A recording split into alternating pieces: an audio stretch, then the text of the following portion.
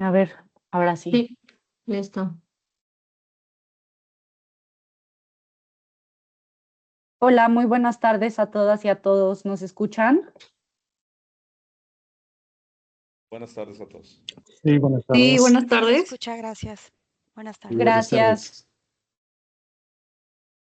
Súper, pues hoy quedamos a empezar a las 4:15, entonces vamos a dar 2 minutitos en lo que se unen las demás personas y mientras tanto vamos a compartirles algunos anuncios y ya posteriormente daremos inicio a la presentación del tema que nos corresponde el día de hoy.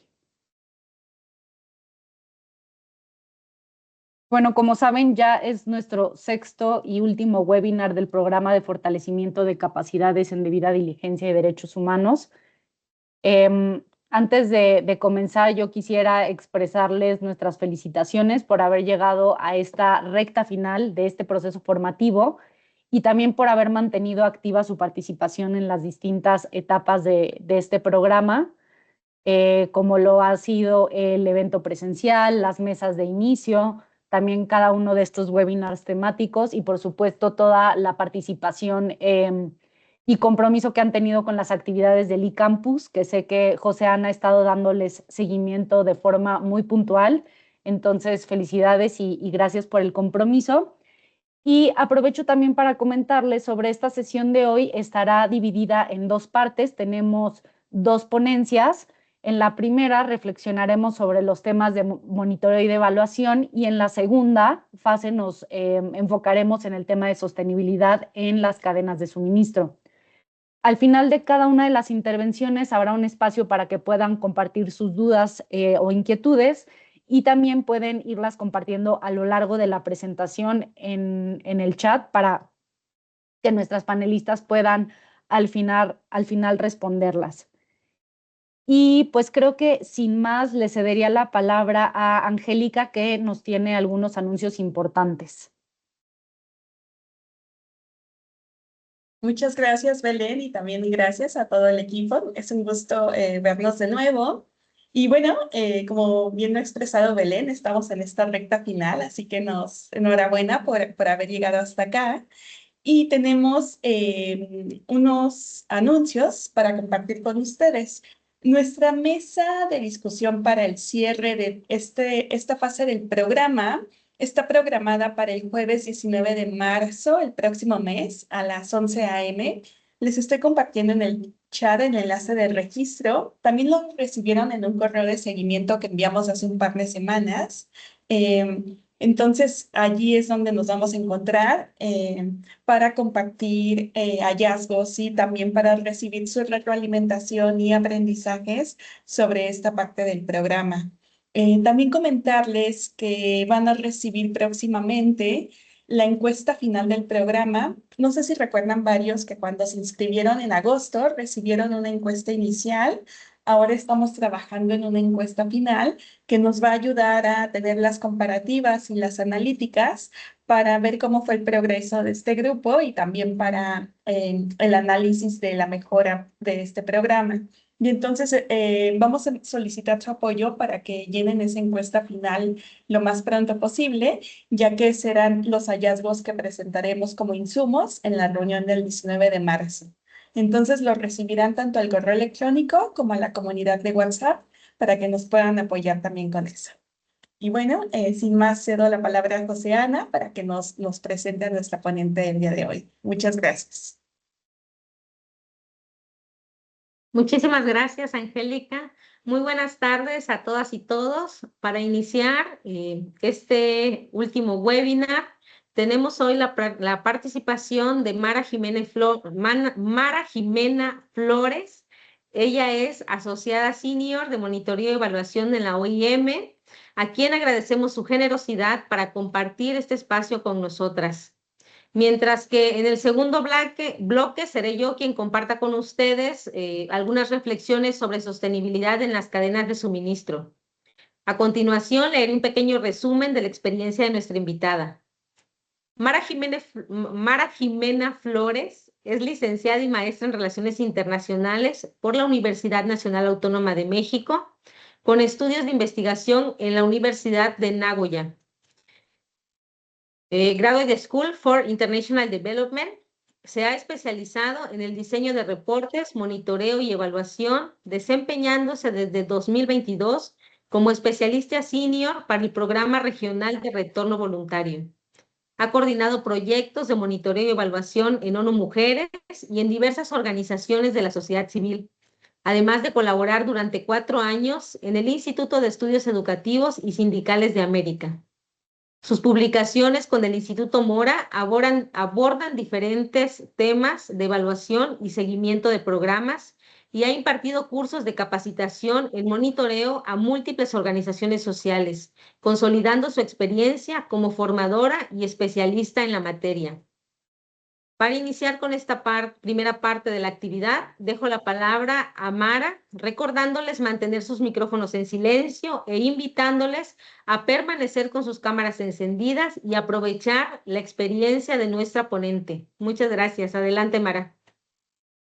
Muchas gracias, colegas. Muchas gracias por la invitación y por estar con ustedes el día de hoy. Tal vez de repente se me vaya un poquito la señal. Lo que pasa es que no estoy en el país actualmente. Estoy en una misión fuera, pero ténganme un poquito de paciencia con la conexión a internet. Antes que nada, pues de nuevo, muchas gracias por la invitación. Voy a compartir mi pantalla porque preparé una breve presentación. Y si tienen alguna duda o comentario, pues creo que lo podemos dejar para el final porque igual no los veo. Entonces, ya al final que deje de compartir, con mucho gusto podemos ahí ver cuáles son sus dudas. Bueno, pues como lo mencionaron, voy a darles una breve introducción al mundo de monitoreo y evaluación. Sé que a lo mejor no es su grado de especialidad, pero realmente el monitoreo y evaluación es algo que usamos con mucha frecuencia y que es algo que genera una muy buena práctica para la implementación de proyectos y es una tendencia que estamos siguiendo en el mundo humanitario para dar una buena visión de los datos que estamos generando, ver que los resultados se están alcanzando, dar resultados hacia los donantes y mostrar realmente el trabajo que realizamos, que a veces en un dato podría ser muy frío, pero el trabajo de monitoreo y evaluación es mostrar realmente la carga de trabajo que conlleva llegar a un resultado muy concreto que reportamos. Realmente nosotros estamos trabajando en varios niveles, ¿no? Hay los niveles de planificación que se usan, digamos que a nivel gobierno, donde también podríamos adaptarlo hacia otros sectores donde estamos trabajando finalmente en proyectos, que es el punto más pequeño donde estamos trabajando y el punto más macro son las políticas.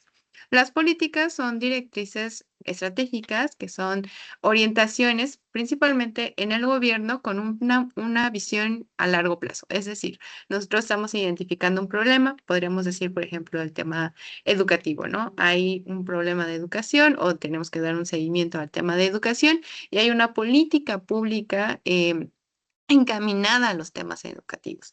Pero esas políticas deben derivar en planes que estos son los que contemplan las distintas dimensiones de un problema, ¿no? Estamos hablando de la educación, pero también puede haber educación especial hacia sectores muy específicos de la población que requieren un tipo de educación para, no sé, personas con algún problema de movilidad, personas neurodivergentes, etcétera. También tenemos ya, después de los planes, lo generamos en programas que son un conjunto de proyectos que persiguen los mismos objetivos. Se establecen prioridades para que podamos intervenir y organizar los proyectos que se están haciendo en distintos rubros, pero dentro de un mismo marco institucional. Los programas ya pueden derivar en cosas mucho más específicas y a través de eso tenemos los proyectos. Nosotros dentro de la OIM trabajamos a través de proyectos y programas, donde se entiende que dentro de los proyectos ya tenemos una forma de utilizar los recursos para alcanzar fines y objetivos específicos. Tenemos ya una población definida, un objetivo, una localización, tiempos de inicio y finalización ya predefinidos desde que empezamos a trabajar en los proyectos y a partir de ahí es donde llega la importancia del monitoreo y la evaluación. Nosotros lo hacemos a través de lo que se llama la gestión del ciclo de proyecto, que como pueden ver en esta gran rueda, lo tenemos como en 4 fases definidas, que es la identificación, el diseño, la ejecución y seguimiento, que ahí es donde entra la parte de monitoreo, y luego tenemos lo que se refiere a la evaluación.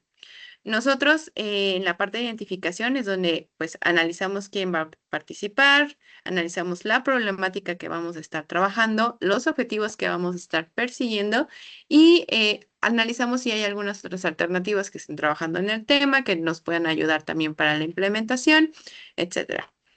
En la parte de diseño, nosotros vemos la matriz de planificación del proyecto, que es donde tenemos como ya el seguimiento tal cual de cuál es el objetivo, cuál es el fin, cuáles son los objetivos específicos y definimos hacia dónde vamos a trabajar. Hacemos una programación de todas las actividades que vamos a estar implementando, la programación de los recursos, factores de viabilidad, es decir, qué tan viable es de que podamos alcanzar algo o no, y eso lo generamos en un documento base del proyecto, donde es como, digamos que ponemos toda la información del trabajo que vamos a estar realizando en esta implementación en específico. Y en la parte de ejecución y seguimiento es donde nosotros hacemos los planes de ejecución, es decir, cómo vamos a estar trabajando. Ahí es muy importante también que entrara un plan de monitoreo y evaluación, que es cómo le vamos a dar seguimiento al trabajo que nosotros estamos realizando y de qué forma nosotros lo vamos a estar verificando y notando que se esté alcanzando lo que nosotros ya propusimos en la parte de diseño. Y también pues ahí generamos toda la parte de reportes y de informes que vamos a estar dando. Nosotros el 90% de las veces trabajamos con donantes, entonces es muy importante dar estos informes de seguimiento, pero no son las únicas personas a quien tenemos que informar, ¿no? Es muy importante, por ejemplo, cuando tenemos un área separada de monitoreo y evaluación, que esta sirva para quienes toman las decisiones, que sepan cómo va el proyecto, que tengan una semaforización de cómo vamos trabajando y se puedan realizar las adecuaciones necesarias para el proyecto. Por eso, la ejecución y seguimiento realmente se hace desde el inicio de la implementación hasta el final de la implementación de un proyecto. Después viene ya la parte de evaluaciones, que las evaluaciones aquí las estoy representando con los criterios de evaluación más comunes. Este sería el de pertinencia, eficiencia, eficacia, impacto y viabilidad. Básicamente, esto es qué tan pertinente es un proyecto, qué tanto se acerca a cumplir los objetivos del proyecto que está destinado, qué tanto se acerca a cumplir esos objetivos y con el mejor uso de los recursos que tienen disponibles. Es decir, no solamente los recursos financieros, sino también podemos hablar de los recursos humanos, el personal que está trabajando en la implementación de los proyectos. El impacto, que eso es algo que a muchas personas les interesa ver evaluaciones de impacto, porque allí es donde nosotros nos damos cuenta que la implementación que nosotros estamos proponiendo a través de nuestros proyectos está generando realmente algún efecto. Realmente el impacto es positivo o negativo, esperado o no esperado, cosas que sí queríamos que pasaran, cosas que a lo mejor no queríamos que pasaran, pero pasaron, cosas que sí pasaron y fueron positivas o cosas que pasaron, pero no fueron tan positivas. Realmente medir un impacto es complicado, pero bueno, a eso ya llegaremos un poco más adelante. Y la viabilidad del proyecto y también hablamos luego de la sostenibilidad, qué tanto va a quedar el proyecto una vez que nosotros terminemos la implementación. Nosotros siempre deberíamos aspirar que a pesar de que nosotros ya no estemos como proyecto, siga habiendo un cambio positivo dentro del el trabajo que nosotros realizamos, a pesar de que ya nos estén implementando de forma activa el proyecto. Todo esto lo hacemos con una idea básica, que es la gestión basada en resultados, que es una estrategia para la gestión que se enfoca a nivel de resultado, como su nombre lo dice. Y eso quiere decir que no estamos hablando simplemente de cómo implementamos ciertas actividades, que eso es muy común y eso es algo que el monitoreo y evaluación, aunque hace un seguimiento de las actividades, no se centra. El monitoreo y evaluación se centra en ver cuáles son los resultados realmente del proyecto, es decir, cuáles son los cambios que se están generando a través del proyecto. No son, por ejemplo, estas capacitaciones, cuántas capacitaciones se dieron.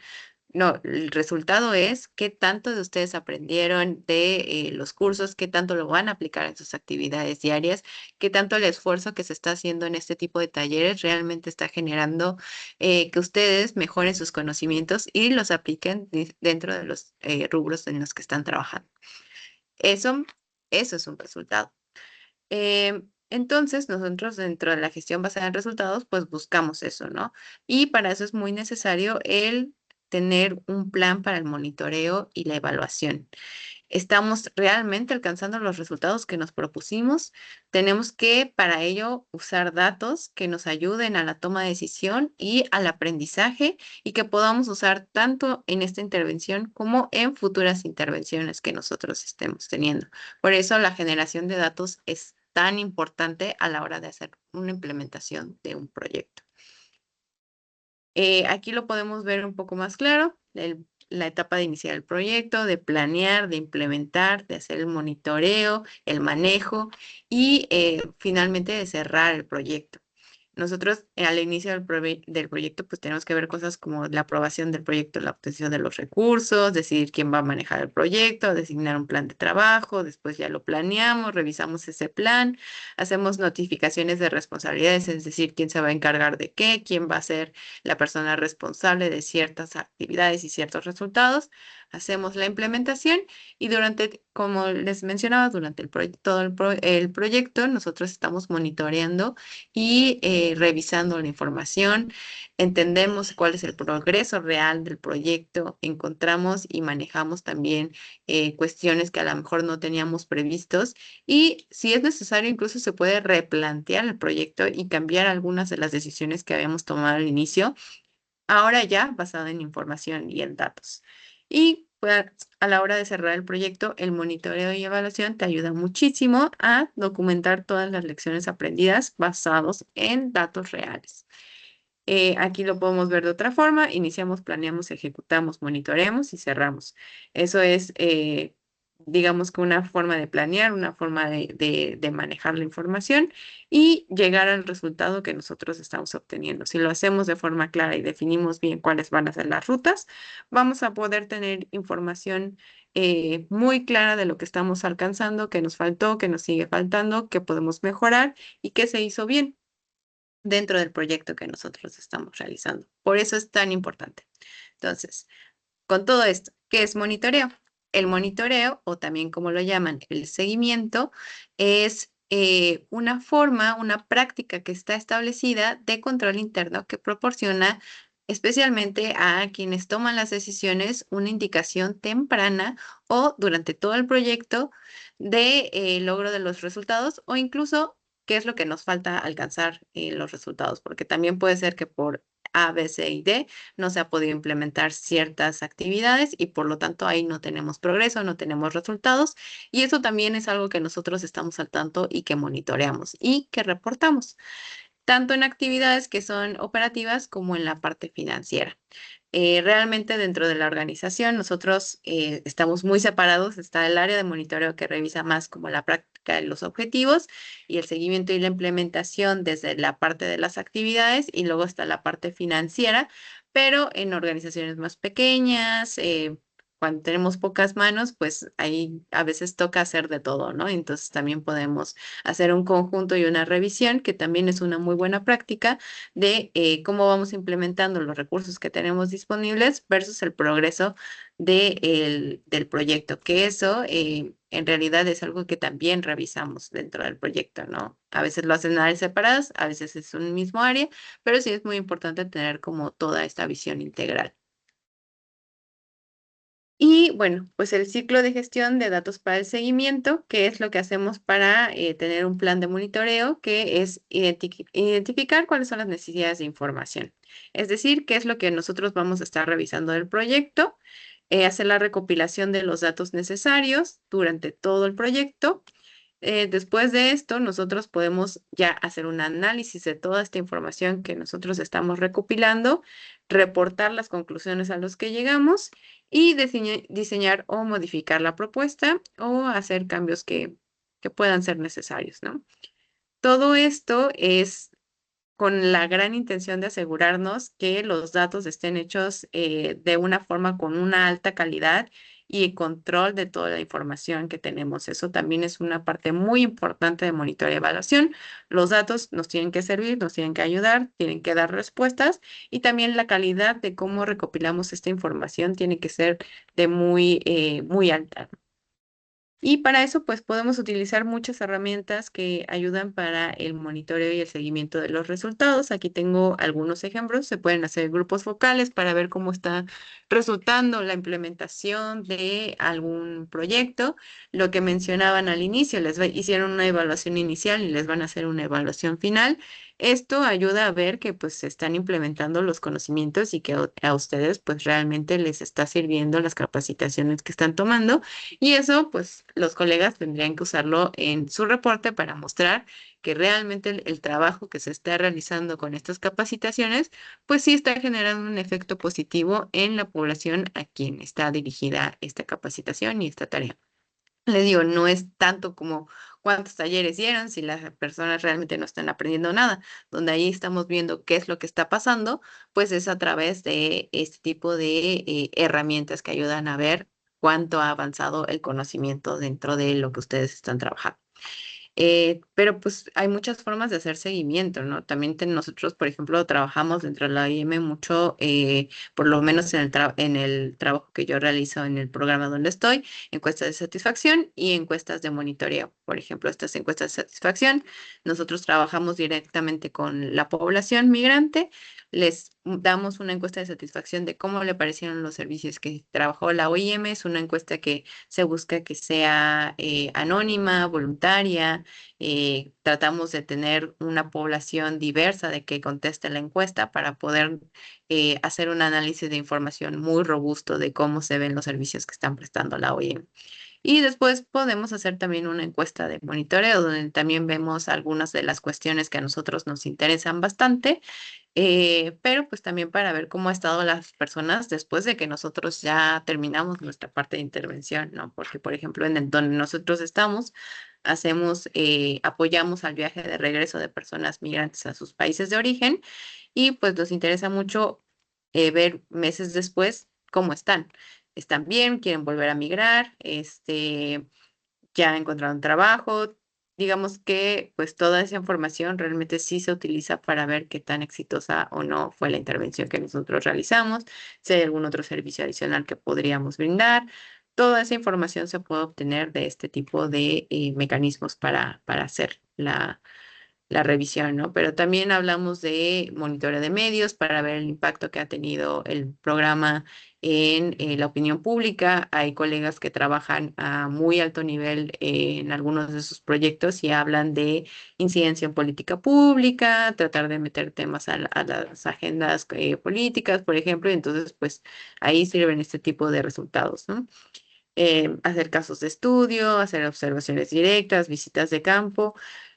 ¿Cuándo vamos a utilizar estas herramientas? Depende. Todo depende, todo es dependiendo del contexto y las vamos a elegir a la hora de que hagamos este plan de monitoreo, revisando cuáles son las actividades, cuáles son los resultados que vamos a tomar y de ahí ya elegimos cuál es el mejor método que tenemos nosotros para darle seguimiento a la información y que nos vaya a dar la mayor forma de información que no nos cueste tanto, que eso también lo tenemos que tomar en cuenta a la hora de hacer una gestión.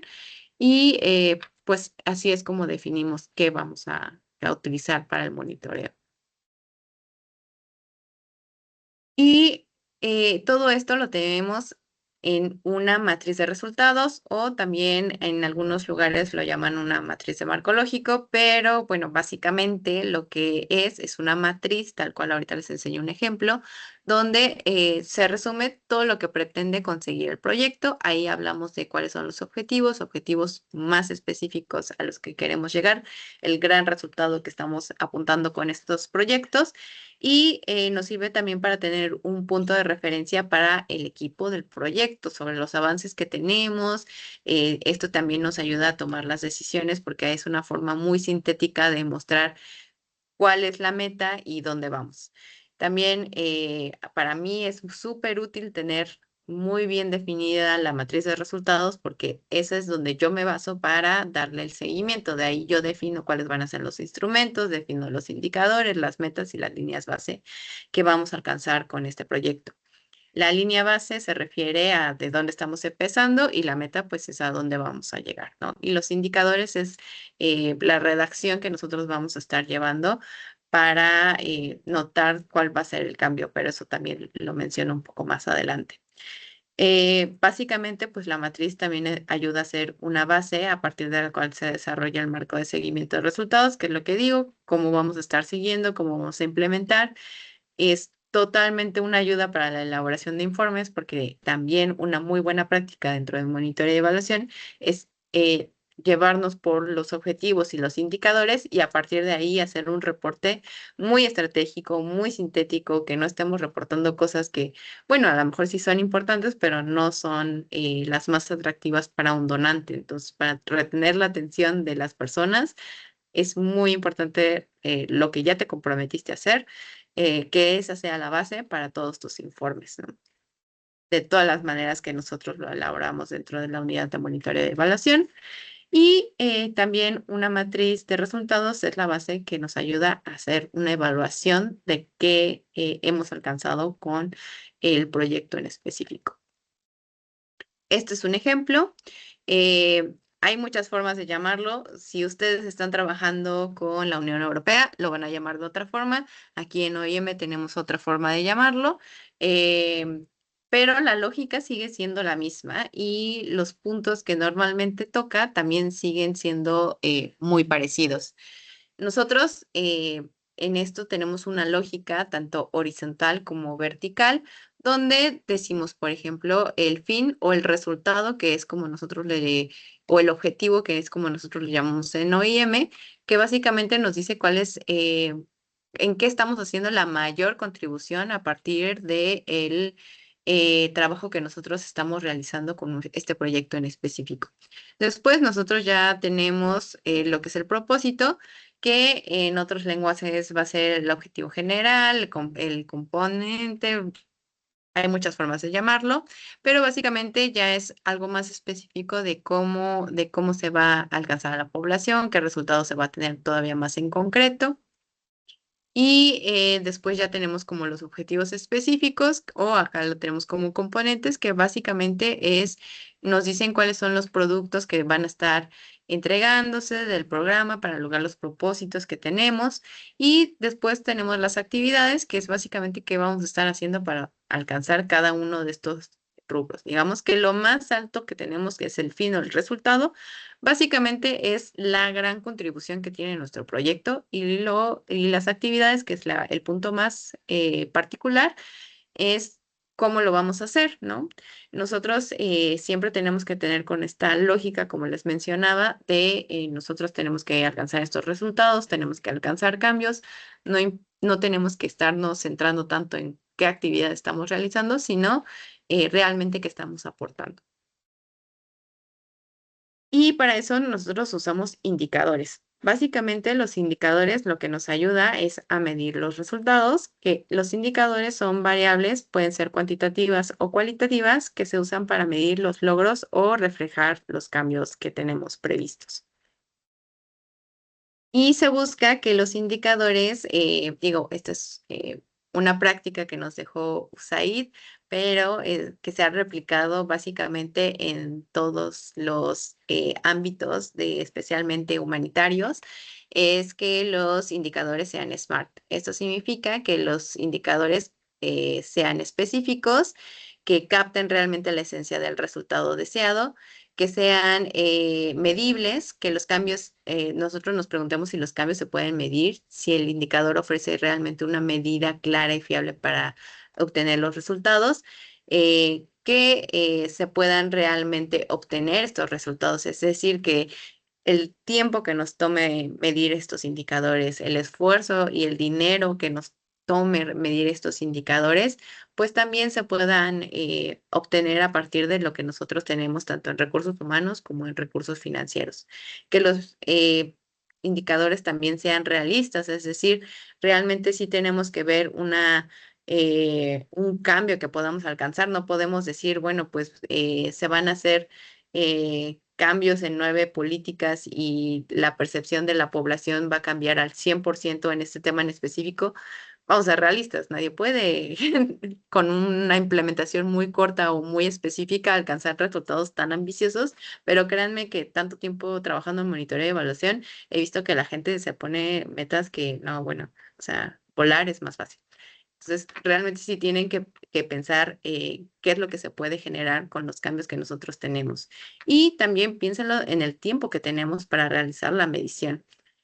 A veces los indicadores se tienen que reportar cada 6 meses, una vez que termina el proyecto, una vez al año, pero también llegan a haber personas y donantes que exigen una medición de los indicadores diaria. ¿No? Eso ya son circunstancias muy particulares, pero también me ha tocado eso, así que nosotros tenemos que tener la posibilidad de dar esa respuesta en ese tipo de exigencias de información.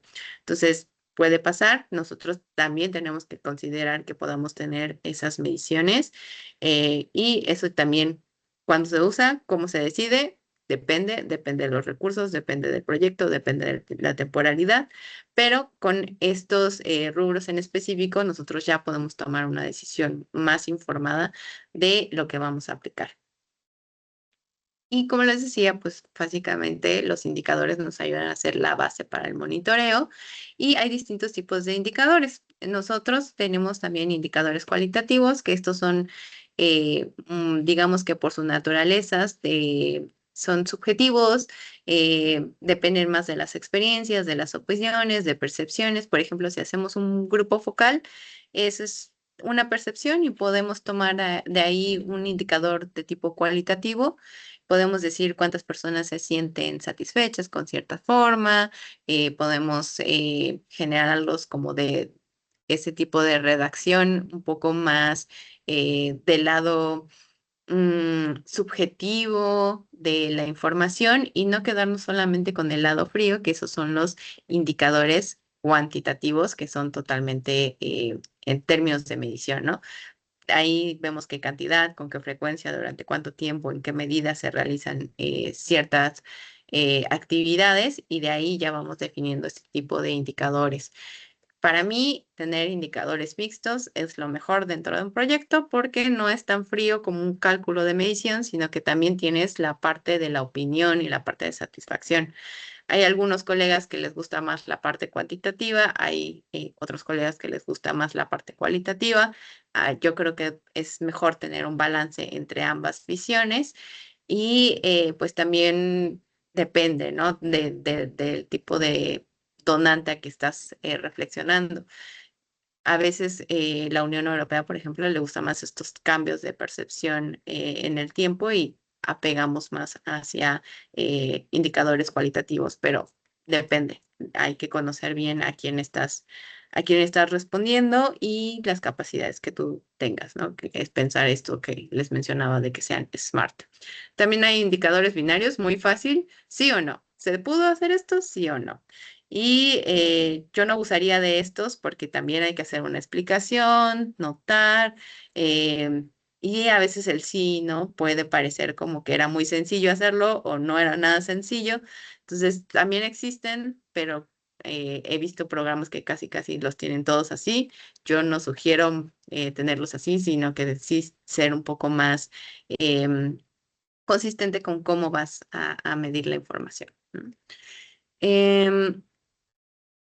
Y luego tenemos indicadores indirectos, que esos también sugiero que se usen con cuidado, que es básicamente algo que nosotros no estamos afectando directamente, no está en nuestro control, realmente dentro de la intervención, pero también puede ser un efecto que podríamos generar. Ahí es un poco engañoso porque nosotros podríamos decir que sí cambió y que sí se generaron, pero mostrar que realmente ese cambio directo es 100% por nuestra intervención, a veces no es tan sencillo, ¿no? Entonces tampoco son indicadores que sugiera tanto. Y bueno, eso ya es en cuanto a los indicadores, que básicamente, pues los indicadores, les digo, nos ayudan a hacer la redacción de qué tanto vamos a alcanzar con nuestra intervención. Cuando doy los cursos más largos, sí les enseño ejemplos, vemos indicadores que sí llegan a algún lado y cuando no, pero ahorita tengo media hora, así que seguimos con lo siguiente. Em, Luego tenemos qué es la evaluación. La evaluación es una apreciación sistemática y objetiva de un proyecto, programa o política en curso que esté concluido o también se puede hacer desde su etapa de diseño y con su puesta en práctica y los resultados, nosotros también vamos a tomar decisiones. Realmente en esta rueda del ciclo del proyecto que les había presentado al inicio, el monitoreo se hace durante toda la fase de implementación, pero la evaluación se puede hacer durante todo el ciclo del proyecto, durante todo el círculo se puede hacer una evaluación. Y de ahí ya dependen los tipos de evaluaciones que nosotros estemos trabajando. Una evaluación ex ante es una evaluación que nosotros hacemos cuando estamos todavía en la etapa de diseño del proyecto, cuando todavía estamos viendo la intervención que vamos a hacer. Eso en la práctica realmente yo veo muy poco que pase porque pues eso es una necesidad de recursos, eso es también una planeación que normalmente la mayoría de las veces en la práctica no pasa porque de repente un proyecto ya va y no tuvimos tiempo de ver pues líneas bases de dónde estamos empezando, si la intervención es bien recibida por la población con la que vamos a trabajar. Entonces, es deseable, pero yo en la práctica la he visto muy pocas veces realmente implementada. Luego tenemos las evaluaciones de medio término, que es cuando nosotros estamos trabajando ya en la implementación del proyecto. Estas las he visto más, especialmente en intervenciones que son de varios años y son muy útiles porque no necesitamos finalizar el trabajo que nosotros estamos haciendo en la implementación para ya decir sobre las evaluaciones, ¿no? Ya podemos ver qué efectos estamos teniendo, si sí estamos alcanzando los objetivos, como les mencionaba al inicio, si lo estamos haciendo acorde a las necesidades de la población, con los recursos que nosotros necesitamos, si va a ser sostenible en el tiempo. Y aquí medir un impacto todavía es muy pronto porque el impacto, como les mencionaba, requiere de muchas cosas. Tenemos que hacer una revisión del género, tenemos que hacer una revisión de la población que estamos atendiendo y la mayoría de las veces no podemos hacer una evaluación que incluya el impacto cuando todavía estamos haciendo la intervención, porque todavía es muy pronto para poder ver que realmente se estén generando los cambios a través de la intervención. Entonces, normalmente el impacto no se mide en evaluaciones que estén durante la implementación. La evaluación final, que es la que hacemos una vez que termina la implementación del proyecto, ahí sí podríamos estar hablando de medir un impacto, porque, pues, como les mencionaba, ahí ya acabó la intervención, ahí ya se generaron todos los cambios que nosotros necesitábamos y ya podemos ver en la población objetivo, en las políticas públicas, realmente qué efectos tuvimos dentro de la intervención en la temática que nosotros estábamos revisando. Incluso es recomendable hacer una evaluación dejando unos meses después del finalizar la intervención para realmente que se asienten los cambios y veamos qué fue lo que pasó ahí. También en la práctica es muy raro por tema de recursos, porque ya no hay personal, porque lo que sea, que una evaluación tome tanto tiempo y normalmente ya está prediseñada en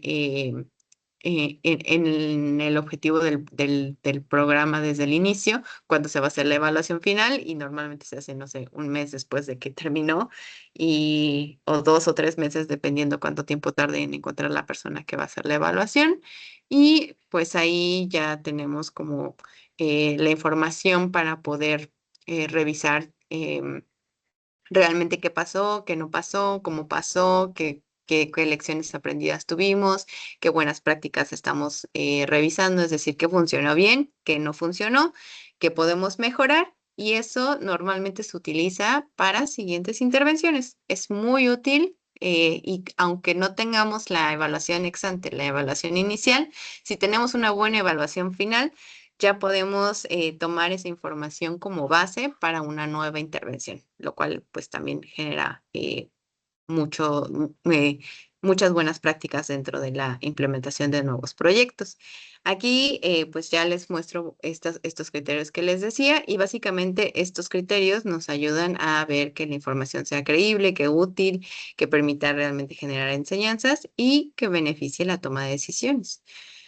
Las evaluaciones pueden ser menos o más imparciales. Nosotros también dentro de la OIM manejamos, por ejemplo, ahorita estoy justo con mi equipo haciendo un After Action Review, que es para ver que de una forma informal dentro del equipo, ver qué está funcionando, qué no está funcionando. De ahí elaboramos un reporte y generamos cambios.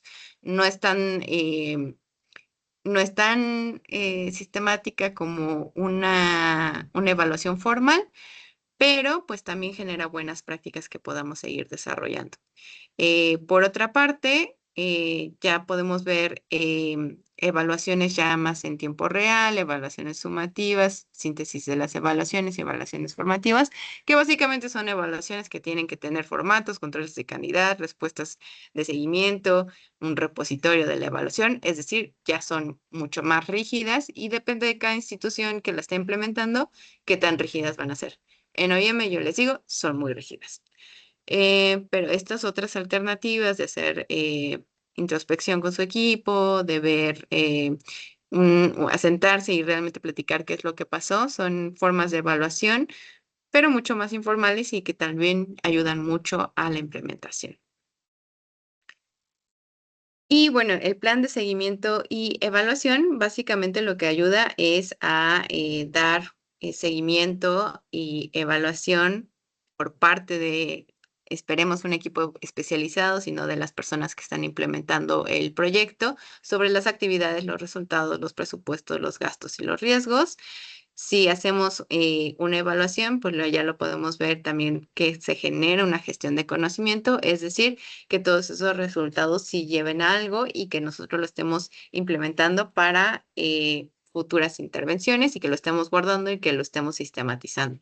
También es muy importante que tengamos estos sistemas de planes de seguimiento porque nos ayuda a la rendición de cuentas, nos incluye el proceso para generar las lecciones aprendidas y las buenas prácticas y se relaciona con el marco de resultados, la matriz de resultados que hablábamos al inicio, y pues da también las directrices para fortalecer los procesos de recolección y el análisis de la información que se generó durante todo el programa. Y nosotros vamos a utilizar esos resultados en informes. Por ejemplo, una encuesta de satisfacción, un ejemplo de una redacción de cómo quedaría, es decir, que, por ejemplo, la mayoría de las personas que retornaron consideran que la asistencia de reintegración del proyecto había sido eficaz. Aquí ya hablamos de que un 84% de las personas declaran muy satisfechos, el 10% describe que su asistencia fue aceptable y 6% se mostró insatisfecho. Eso ya es un ejemplo de cómo usamos esa información ya más específico dentro de un reporte. Y ya en una versión mucho más especializada, vemos cómo ese lenguaje lo tenemos que hacer desde este enganche con el donante, de mostrar los resultados y que el lenguaje realmente atrape a la persona con la que nosotros estamos mostrando la información, pero bueno, esto solo es un ejemplo. Luego tenemos las pruebas pre y post, como la que van a hacer en este curso, y un ejemplo de este tipo de mecanismo de que recopilamos información y cómo lo ponemos en un informe, es que se administraron pruebas previas y posteriores a todos los participantes. Los resultados indicaron un aumento del 70% en el conocimiento de los temas tratados. Y luego las encuestas de postcapacitación. La OIM realizó una encuesta posterior a la formación de 50 participantes. Aquí ya tenemos la división de cuántas mujeres, cuántos hombres que tomaron parte en X formación celebrada en X fecha. Y los resultados indican que el 80% sigue aplicando en su trabajo diario las competencias adquiridas. Entonces, es una forma de mostrar los resultados que nosotros estamos teniendo a partir de cómo estamos recolectando los datos y la información. Ay, mi compu. Ya. Se disparó. Ay, sí estoy. Ya no vi. Creo que sí. Sí, solo se dejó de compartir la pantalla.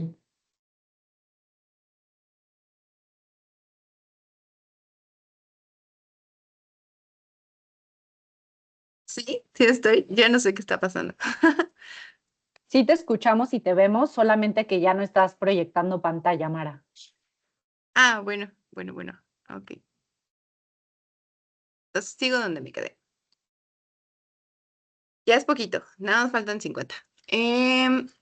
Vamos a ver cómo comunicamos los resultados. Escribimos de forma descriptiva y analítica la información, es decir, que combinamos el análisis cuantitativo con el cualitativo. Como les decía, para mí es mucho mejor tener esta información integral. Ofrecemos ejemplos de realmente cuáles son los resultados de los programas y no tenemos esta visión ni muy subjetiva que da la parte cualitativa, ni muy fría que da la parte cuantitativa.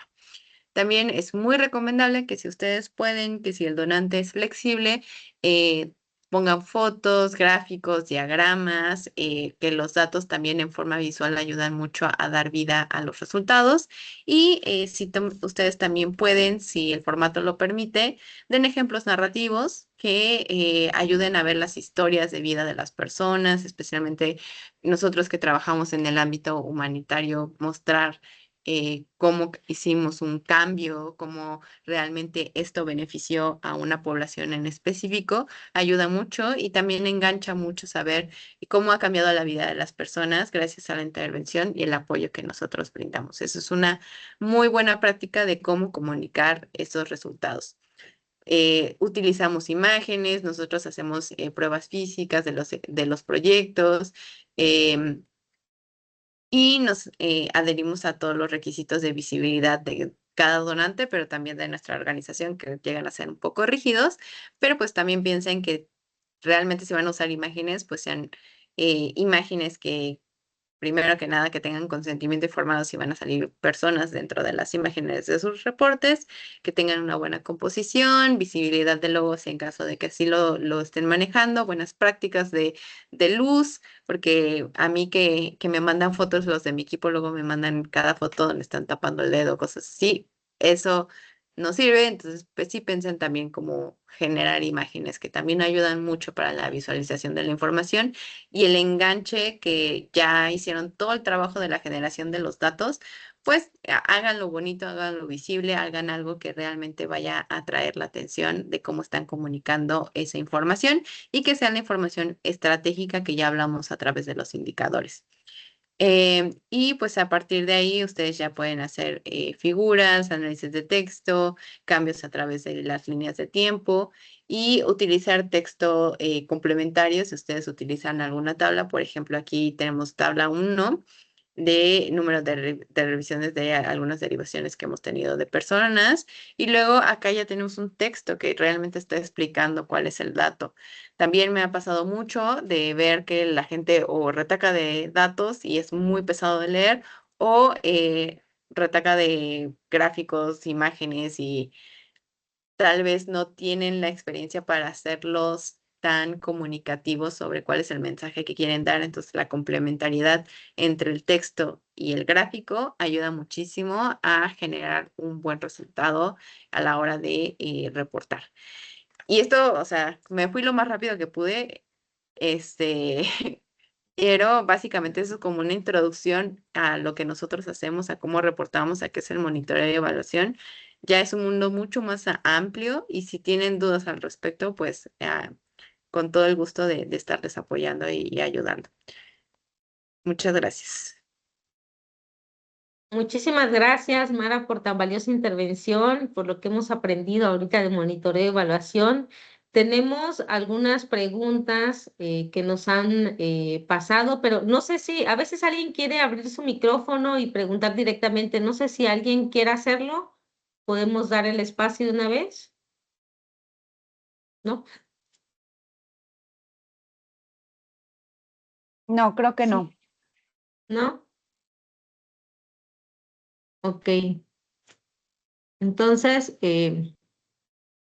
las que nos hicieron llegar aquí, dice, desde tu experiencia, ¿cuál sería el indicador básico que un proveedor de productos como para empresas como nosotras, de productos de alta rotación, puedan empezar a medir y con este indicador básico poder demostrar a sus clientes que están gestionando riesgos laborales y de derechos humanos de forma formal, seria? Como que sin decir, entiendo que es como sin poner un sistema complejo, sino más bien cuál es como lo básico que se debe de medir en las empresas como las que nos acompañan hoy. Sí, como lo decía, todo depende. Entonces, no sé si me pueden contar, porque no, no sé nada de ustedes, un poco más del contexto de lo que ustedes trabajan para poderles dar como mi opinión profesional de cuál creería yo que es un buen indicador a seguir. Pero digo, básicamente el indicador principal que ustedes van a estar determinando es cuál es su objetivo principal, cuál es su fin, cuál es su resultado. Nosotros a la hora de hacer esta matriz de resultados que nosotros estamos manejando y que les presenté, donde venía hasta arriba cuál es el fin, piensen que ese es el objetivo al que ustedes van a llegar. Cada uno de los rubros, ya sea desde el más alto hasta el más específico, se pueden saltar la parte de actividades, pero los objetivos generales y los objetivos específicos, ustedes los pueden plantear a través de indicadores y pueden medir qué es lo que se está generando y a qué se está llegando. Entonces, yo más bien me centraría en cuál es el resultado que quieren alcanzar, o sea, cuál es el cambio que ustedes quieren ver y a partir de ahí ya podemos tratar de proponer un indicador que refleje ese gran resultado al que ustedes quieren llegar.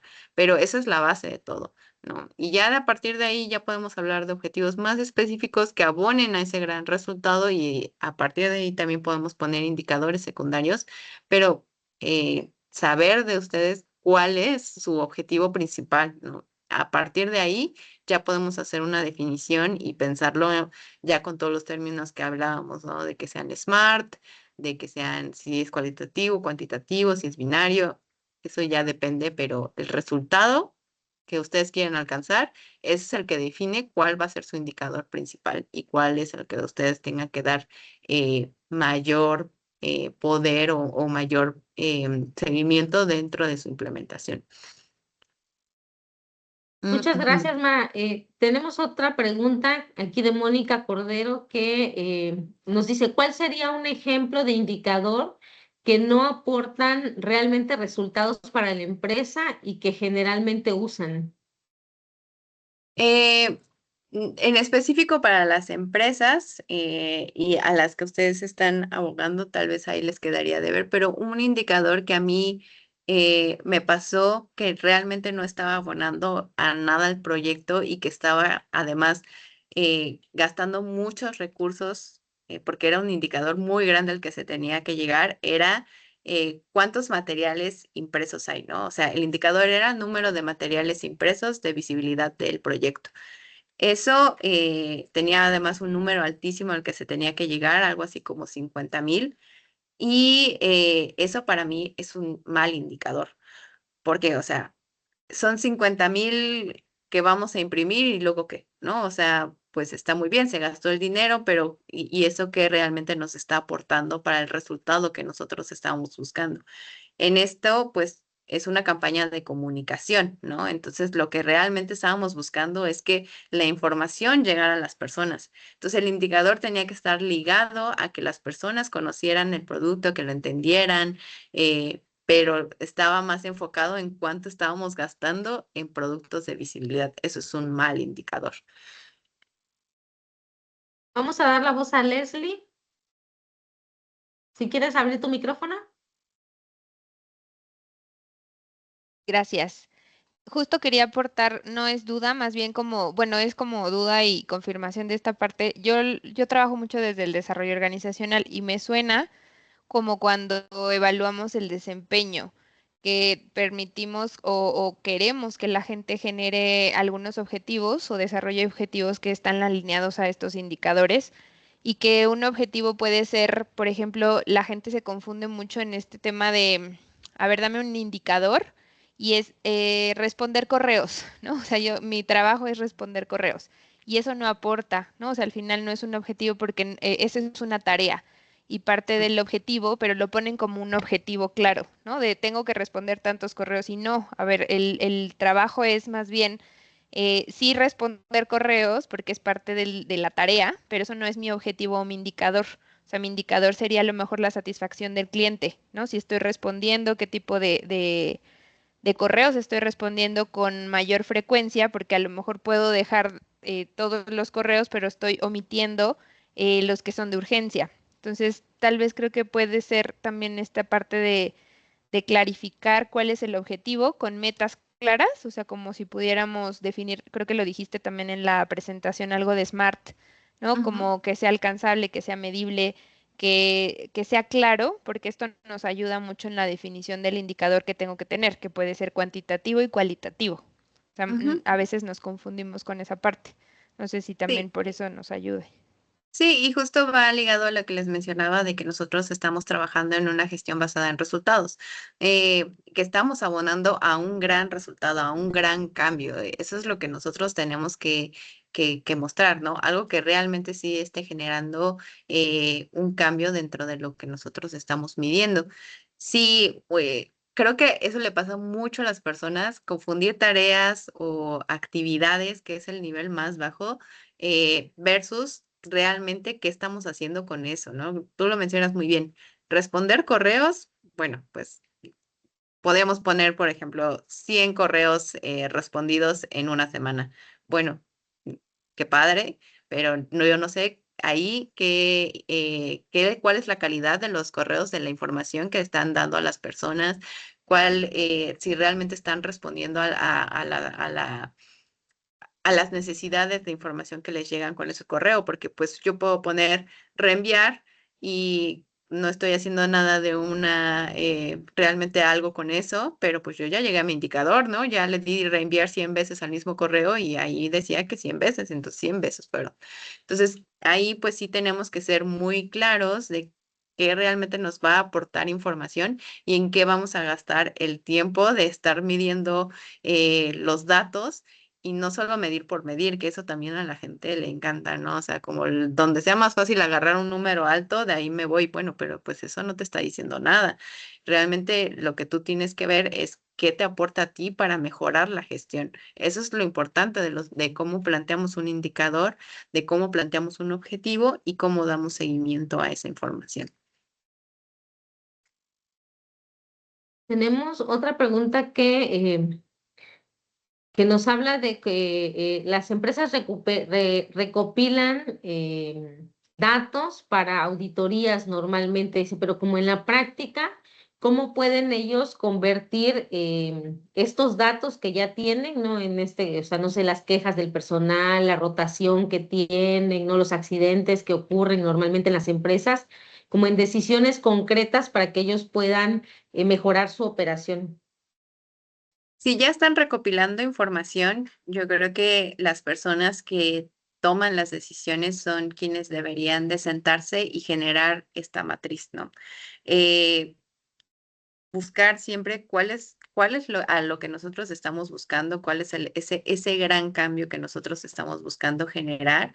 Y a partir de esa definición de los objetivos que vamos a estar trabajando y que son algo de nuestro interés, que eso es, o sea, piénsenlo así, ustedes quieren generar un cambio, es algo que les va a abonar, es algo que va a ser bueno para ustedes, algo que les va a ayudar, no sé, a medir el incremento de sus ventas, a medir la satisfacción con las personas con las que ustedes trabajan, y a ver que se están cumpliendo, no sé, las cuotas de ventas, etcétera, ¿no? O sea, pueden ser desde diferentes rubros, pero sí tienen que tenerlos muy bien definidos y a partir de ahí pueden hacer un análisis de ya qué información están recopilando. Y sí, para términos de auditoría, que también monitoreo y evaluación, parece que les decimos monitoreo y piensan que somos el diablo porque piensan que los vamos a auditar, Pero no, o sea, realmente este es un área que les ayuda, que es para el servicio de ustedes, para la mejora continua, ¿no?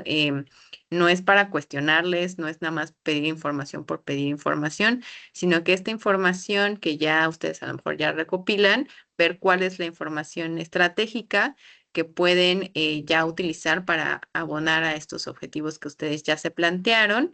Y en caso de que no sea suficiente, pues plantear nuevos mecanismos que nos puedan ayudar a medir esos vacíos de información que todavía no estamos recopilando. Y pues si sirve para auditoría y sirve para monitorear, pues qué mejor, pero sí hay que hacer como un ejercicio muy consciente de qué nos va a servir y qué no, ver quién va a sistematizar esa información y cómo la van a utilizar, ¿no? Eso también es muy importante y por eso normalmente es un área en la que se encarga de hacer ese seguimiento de la información, de sistematizarlo de todos, porque todos abonan a ese objetivo en común, ¿no? Muchísimas gracias, Mara. No sé si alguien más tenga alguna otra pregunta. Si no, estaríamos cerrando con esta última, este bloque. Agradecemos muchísimo la generosidad que tuviste de compartir con nosotros este espacio, a pesar de estar de misión fuera. La verdad es que yo creo que lo hemos aprovechado mucho y seguiremos aprendiendo seguramente de monitoreo y evaluación en nuestro día a día. Muchas gracias. Pues muchas gracias, me tengo que desconectar para seguir en el trabajo que estamos realizando acá, pero agradezco muchísimo el espacio, les deseo la mejor de las suertes y muchas gracias por su atención. Gracias, Muchísimas Mara. gracias. Gracias, hasta luego.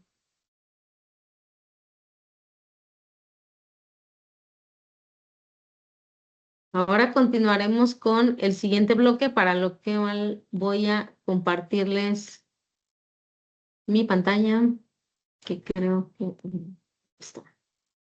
Aquí,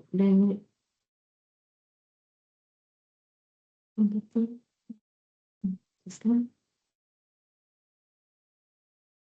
Yo creo que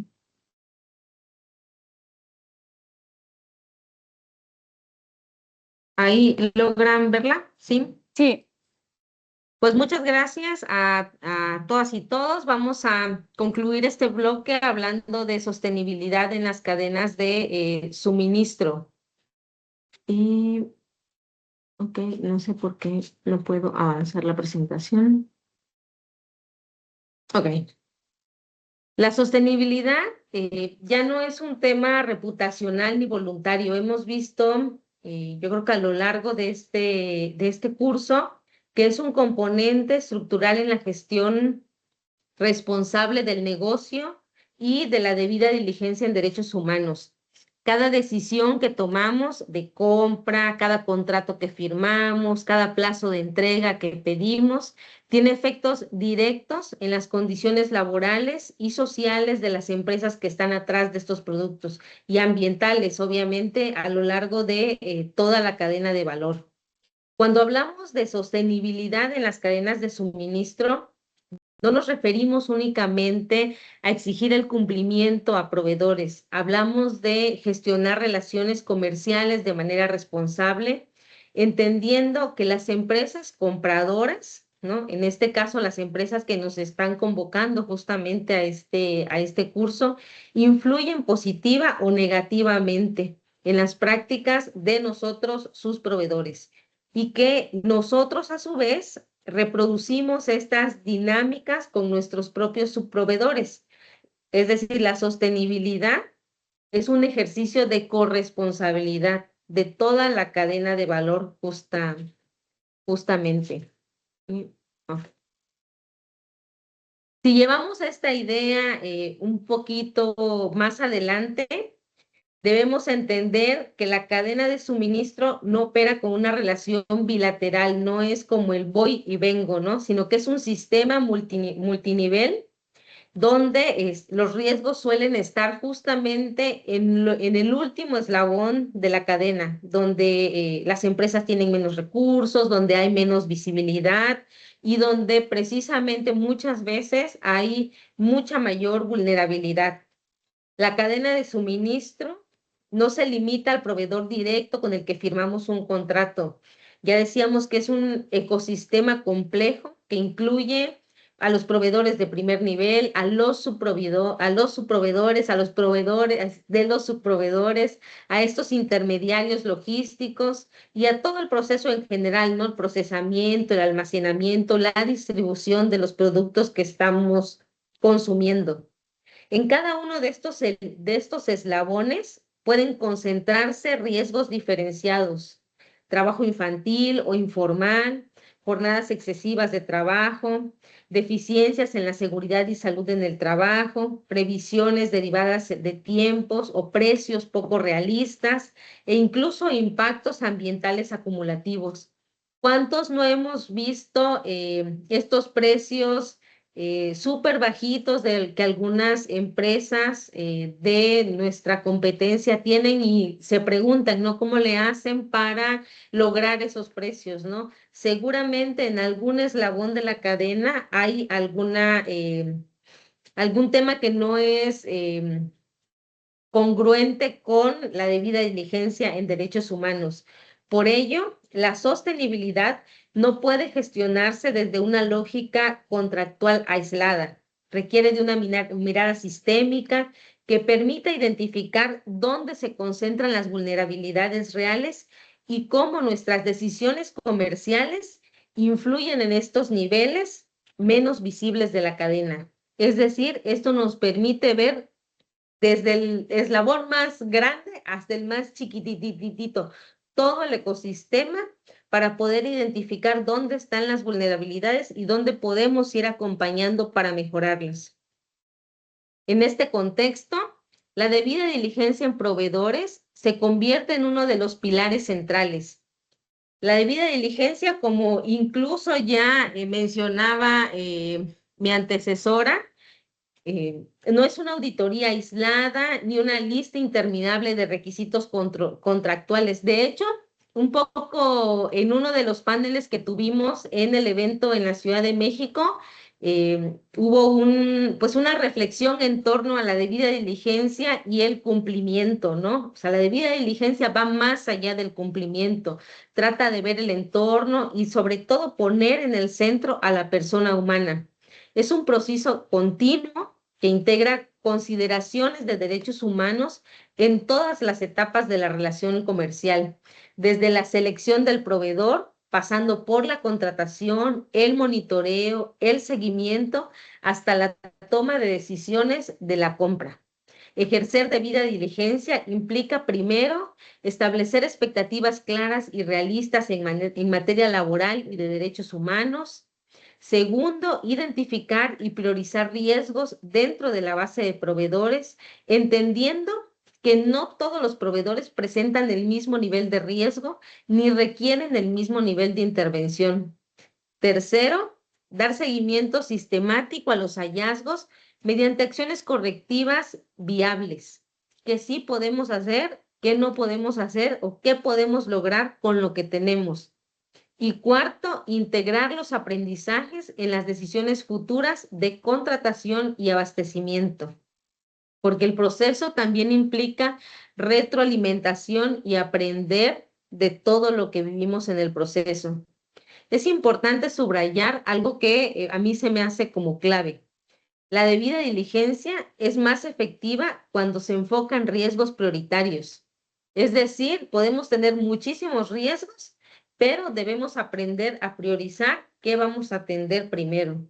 Cuando se adapta al tamaño, al sector y al contexto del proveedor, no es lo mismo una empresa que tiene 400 empleados que una que tiene 200, que una que tiene 50, a un pequeño proveedor que a lo mejor tiene 10 empleados, ¿no? Cada uno tiene sus riesgos, cada uno tiene sus debilidades, ¿no? Pero también cada uno tiene sus fortalezas con las que podemos trabajar. No es lo mismo incluso hablar del sector minero que el del sector de alimentos, que incluso en el sector de alimentos hablar de los que venden azúcar, que de los que venden harinas, por ejemplo, ¿no? Entonces, es muy importante que veamos al proveedor en su contexto, ¿no? Y también ver que esto se concibe como un proceso permanente, ¿no? No es algo acabado, no es una intervención de una sola vez, ¿no? Sino más bien es un proceso de crecimiento conjunto a la empresa que está liderando. Auditar a todos no es estratégico, ¿no? Saber dónde poner atención primero, sí lo es. Podemos nosotros llegar a hacer una auditoría y marcar únicamente a lo mejor las cosas que tienen que mejorar, pero si no ponemos nosotros atención y priorizamos en lo que podemos atender, cómo lo podemos atender y hacemos un plan, pues difícilmente vamos a lograr la sostenibilidad de la que estamos hablando.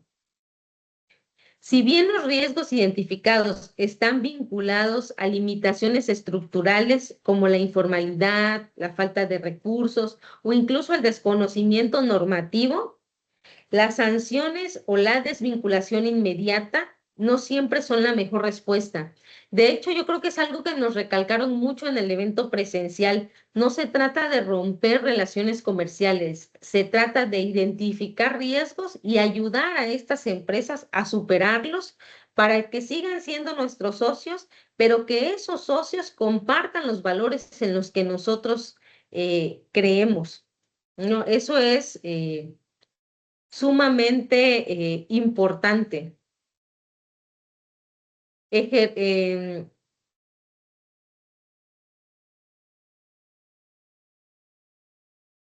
es aquí donde se centran los programas de desarrollo justamente, ¿no? En este proceso de subproveedores. Este programa que estamos viviendo justamente es una herramienta estratégica que se está implementando para que todos aprendamos sobre debida diligencia en derechos humanos, logremos, con lo que hemos aprendido en estos meses, logremos identificar nuestros riesgos, pero además también aprendamos a diseñar y a tener indicadores claros, que sean medibles y sobre todo tener un plan que nos permita la mejora continua.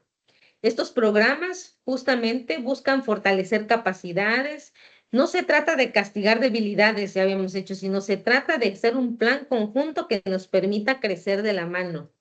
Incluyen capacitación en derechos laborales y seguridad y salud en el trabajo, como lo estamos haciendo ahorita, acompañamiento técnico para mejorar los procesos, herramientas prácticas de gestión, espacios de diálogo como hemos tenido ya en el evento presencial y como van a tener justamente en este próximo webinar de cierre, donde vamos a poder justamente pues decirnos nuestras impresiones y hablar sobre lo que hemos vivido en este tiempo, tener retroalimentación y algo muy importante que a veces se nos pasa también por alto es que es importante tener campañas de comunicación claras. Es decir, ¿qué estamos diciendo no solo al interior de la empresa, sino a nuestros subproveedores, pero también qué estamos saliendo a decir al público, con qué valores estamos transmitiendo nosotros?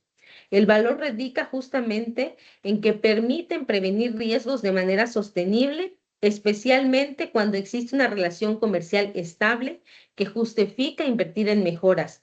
Ya decíamos que si tenemos un proveedor que es estable con nosotros, cumple con nuestros tiempos, con la calidad de lo que les pedimos, pero hemos identificado que tiene algunas áreas de mejora.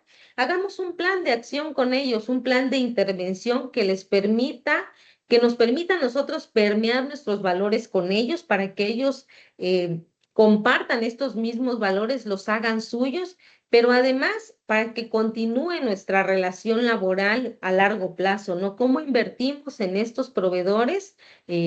Para que ellos puedan también permear en sus subproveedores y así y hacer una cadena de valor, pues que cumpla todos los estándares internacionales de los que ya hemos hablado.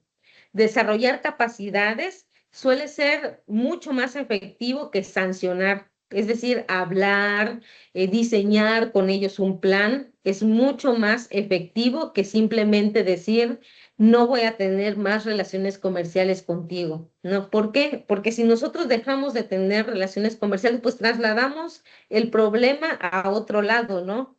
Y no se trata de eso, se trata de transmitir nuestros valores a otras personas, de que esto, en lo que nosotras y nosotros creemos, sea mucho más grande y siga creciendo.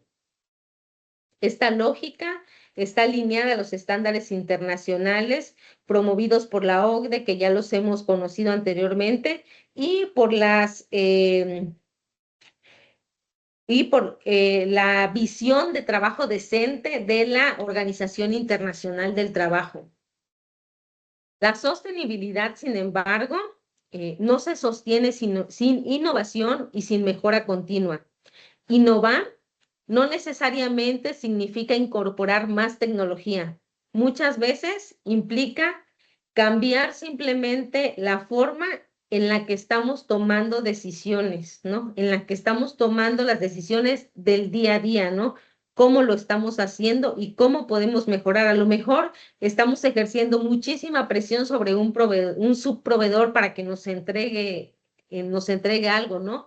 Y ese subproveedor está generando de alguna manera trabajo forzoso en sus empleados. Bueno, ¿cómo hacemos para que estas decisiones que se están tomando a lo mejor puedan hacerse con planeación, ¿no? En lugar de ser reactivos, digamos, sino planear, ¿no? Lo que tenemos que entregar o tenemos que recibir y hablar con el proveedor y decirle, bueno, tienes que entregarme esto tal día, esto tal día, esto tal otro día. Y eso le va a permitir también a este subproveedor pues mejorar al interior y decir, bueno, en lugar de que sean 2 días como me lo pide y entonces tengo que dejar aquí a la gente trabajando más horas, pues mejor me organizo, si ya me dieron, ya logramos que sean una semana, pues puedo tener pues jornadas laborales mucho más justas, ¿no? Ajustar prácticas de compra como plazos, volúmenes o previsibilidad puede reducir justamente presiones indebidas sobre nuestros proveedores. Incorporar mecanismos de monitoreo más participativos también, pues mejora la calidad de la información porque podemos tener acceso pues a mucho más información y a esa experiencia también de la gente que está viviendo el día a día. Usar estratégicamente los datos permite detectar patrones de riesgo antes de que se conviertan en una crisis. Ya hablábamos en el bloque anterior justamente de eso, ¿no? De cómo utilizamos los datos para tomar decisiones. Y algo muy importante también que yo creo que es algo de lo más valioso, yo creo que a lo mejor que vamos a obtener en este curso es justamente el generar alianzas con otros actores del sector donde podamos compartir justamente nuestras vivencias, nuestra experiencia, pero donde además podamos compartir costos, aprendizajes, ¿no? O soluciones incluso a algunas problemáticas que se nos han presentado. La mejora continua exige revisar periódicamente los riesgos, aprender de los errores y ajustar expectativas de manera realista, ¿no? Ya hablábamos justamente de que los indicadores deben de ser realistas, qué sí podemos lograr, ¿no? ¿Cómo lo podemos lograr? Y qué sí podemos lograr con lo que tenemos, además. Y podemos implementar, claro, un plan de crecimiento, de mejora, pero siempre lo más apegado a nuestra realidad posible para que eso pueda ser sostenible en el largo plazo. Innovar en ese sentido no nos hace hacer más, sino hacer mejor lo que ya se hace. Finalmente, comentarles que la sostenibilidad es importante que no se quede en el discurso. Es indispensable para que eso suceda, generar un plan de implementación y seguimiento. Un plan básico debe partir de la identificación de riesgos prioritarios en la cadena, definir acciones concretas de lo que vamos a hacer, asignar responsables y plazos a las acciones que tenemos planeadas, establecer indicadores claros, ¿no? Ya decíamos que estos indicadores deben de ser SMART, preferentemente, revisar periódicamente también, no es importante estar revisando porque sin supervisión, pues también es difícil que no se puedan corregir a tiempo las cosas. Y hacer un mapeo también de la cadena más allá del primer nivel, ¿no? Es decir, ver toda nuestra cadena de valor, pero no nada más ver a nuestro proveedor, sino ver al proveedor del proveedor del proveedor y lo más allá que podamos ver, porque en el último eslabón es donde justamente seguramente tienen menos recursos, menos herramientas y donde vamos a encontrar mayores vulnerabilidades de las personas. El seguimiento justamente es lo que permite evaluar los avances reales, corregir el rumbo cuando algo no funciona y dar continuidad a los esfuerzos en el tiempo. Sin seguimiento no hay sostenibilidad, únicamente tendríamos la intención de hacer algo, ¿no? Y el Coneval tiene una frase que a mí personalmente me gusta, que dice, lo que no se mide no se puede mejorar, ¿no? Y justamente habla de esto, ¿no? De cómo medimos, damos seguimiento a las acciones y corregimos en el camino, ¿no? Porque algo importante es que estos planes de sostenibilidad son un documento vivo, un documento que tiene que estar alimentándose día a día porque los contextos cambian, las circunstancias cambian e incluso las vulnerabilidades pueden ir cambiando, ¿no? Nuestras prioridades pueden cambiar porque a lo mejor ya logramos superar algunas cosas que identificamos al inicio y entonces vamos viendo cuáles son los siguientes pasos para mejorar. Concluyo. La sostenibilidad de las cadenas de suministro no se logra con controles aislados ni con discursos ambiciosos. Se construye con decisiones coherentes, relaciones responsables y una visión a largo plazo que entienda que el respeto a los derechos humanos no es un costo, sino una inversión estratégica en la resiliencia y legitimidad del negocio. Hemos hablado mucho a lo largo de este programa de el costo reputacional y justamente tener planes de sostenibilidad a lo que nos ayuda es a mejorar nuestra reputación, pero no nada más mejorar nuestra reputación, sino que no solo es lo que se comunica de manera con medios de comunicación, digamos, sino lo más importante es lo que estamos comunicando a través de las personas que están colaborando en nosotros, cómo los valores en los que nosotros creemos están permeando en otras personas y están mejorando la vida de las personas y las comunidades donde esas personas viven.